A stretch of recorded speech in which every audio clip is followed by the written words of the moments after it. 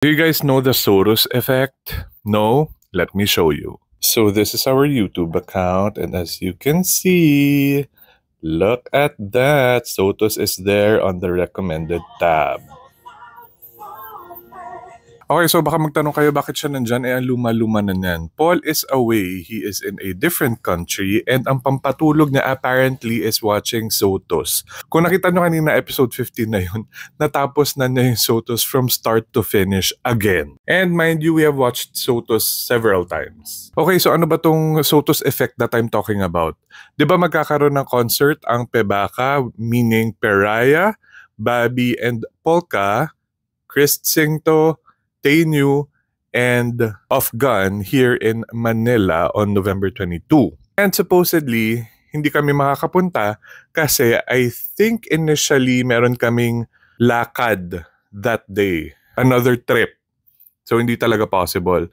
Tapos, I came to find out na that trip will be cut short and masasakto kami na darating dito sa Manila ng November 21. The concert is on November 22. So yun nga, sinabi ko, di ba, Paul was watching Sotos, ganyan. Papakita ko sa inyo yung message namin. Sabi niya hanggang ngayon daw, kinikilig pa rin siya kay Artit at saka kay Kompob. So sabi ko sa kanya, oh my gosh, it's a sign na dapat manood na tayo ng Pebaka.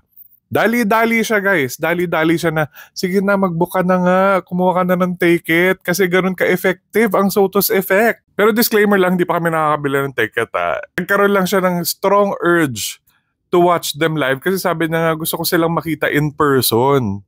Kasi kinilig na daw siya sa series, paano pa in person, sabi niya ganyan. So, kung meron kayong mga alinlangan, kung meron kayong mga doubts pa, kung manonood kayo ng Pebaka concert, panoorin nyo na ulit yung Sotos, panoorin nyo na ulit yung Dark Blue Kiss, panoorin nyo na ulit yung Theory of Love to reignite the feels of our OGBL couples.